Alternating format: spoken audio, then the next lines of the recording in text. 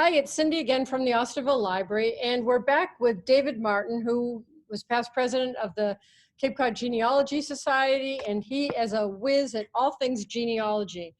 And we talked last week about doing interviews and things like that with relatives is a good way to get started with genealogy. So we have going to share the screen today and show this interview, and David's going to talk about the questions and how best to format them, and I will turn it over to the expert and we can get started. Thanks, David. Nice to see you. Thank you, Cindy. So that list of interview questions that you have actually divides into several categories. And I wanted to talk about what the categories are because they're generally intended to be in a rough sequence. But before we do that, I just wanted to elaborate a little bit more on the rationale for an interview and how to approach it. Of course, we have to, in genealogy, find substantiation for records, but a wonderful place to start, particularly in the time that we're in right now where we're more confined and not able to go to places like town halls and libraries and other places where there are records that we can pull up. We are now dependent on something that we can do from home. Of course, there are things we can do online, and I talked briefly about that last week. But one of the things you can do from home very easily is to interview a family member, either at a distance or perhaps, of course, on something like a platform called Zoom or something similar, such as Skype. And this list of questions that you have here lists some things that generally work in helping get a person started to recall memories. Now, one of the things we have to know about is who is being interviewed. It could be someone who is of the same generation as you, perhaps a cousin or a sibling, but that person may still have different memories than you, particularly if that person is older than you are. If, on the other hand, you're interviewing someone who is of an older generation, then that is going to lead to a whole different set of memories which you can build on. Now, this set of interview questions does look at both the personal history and some things about general history on the part of the individual. Why would we mix those things together? The answer is that genealogy is much more than dates and places of a person's birth or marriage or death. Genealogy is also about constructing the past and telling about the richness of their lives. And that is what these interview questions are designed to do.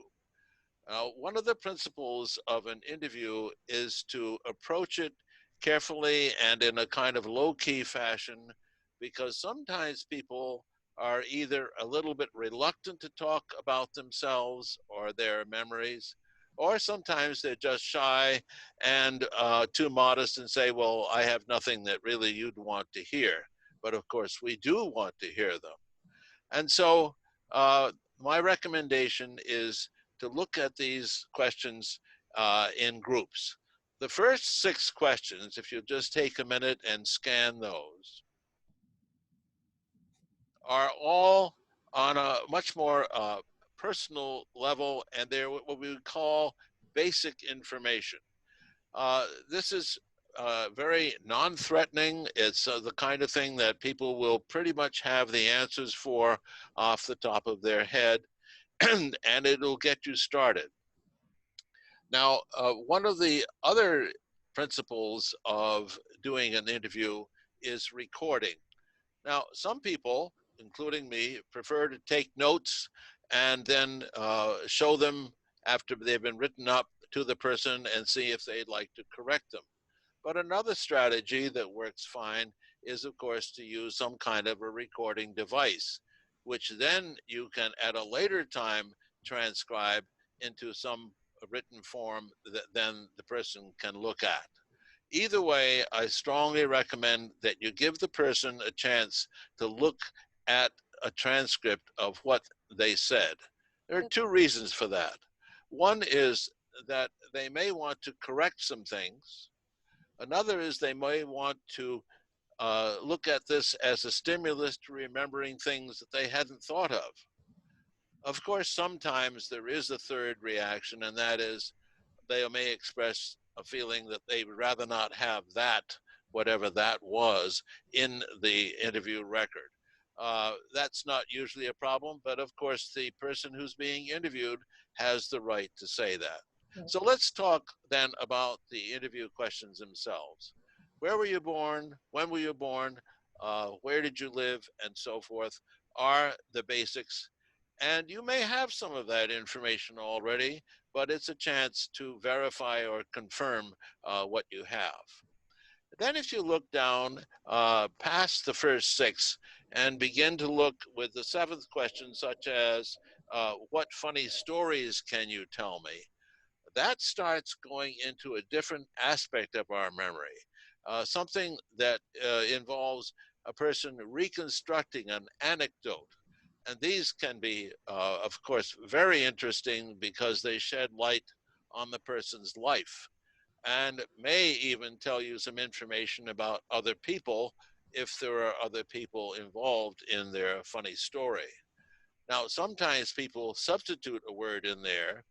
Instead of funny stories, you can also ask instead something like, what stories can you tell me that you're sorry about or that you wish had never happened? That's, of course, an entirely matter that's up to your own judgment. But you can see that starting with that question and going down further to the next, through the next 10 questions, and I'm talking about ending up with what happened if you got sick, those would all be, in general, something about the person's childhood or their early life prior to becoming an adult. And the school memories are particularly interesting. Tell me about things that were easy or difficult for you in school. You notice that there's question in there about what teachers do you remember and why? Who was the worst or who was the best teacher and so on. You can elaborate on that. And then the last set of questions, beginning with what was your first job, tend to be questions that more relate to the person's adult life. And the questions themselves also relate to setting up their own living or their own home and so on. There is no question here that deals with marriage, but often people will like to insert that. And of course, that would also belong in that last section of the set of questions. Um, there are too many questions here for you to use all at once or all in at least one session. So my encouragement to you is to look it over, select some, and those that you don't get a chance to use or decide not to use right away, hold them in reserve and make them the possible subject of a follow-up interview. Yeah. And that's the last thing I want to talk about is what happens after the interview. Well, I've already said that, of course, you'll want to show the person a transcript of what they said, but you'll often find that people will say, you know, I've just started to remember some more things. Can we talk again? And that is, of course, an ideal situation because then you will find you're getting into some further memories that will really further enrich what you're finding out. So perhaps the person may not offer that, but you can suggest that. Could I talk to you again? I want to get some more details on some of these things. I really enjoyed it, and so on.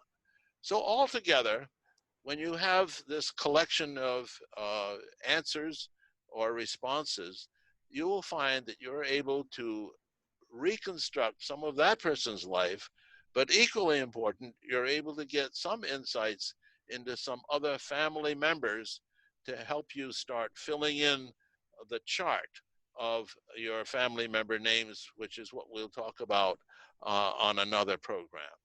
So that would be the overview of the interview method. and I hope you will have great success with some of these. Yeah, it's a great selection of questions, and I could see where some could maybe be updated a bit, like what do you remember about 9/11, or different, more recent things in history to get conversations going. There's so many apps now on people's cell phone that will do voice recording, and then they can also transcribe, so it's a lot easier process now to be able to show someone a transcript after you've done the interview.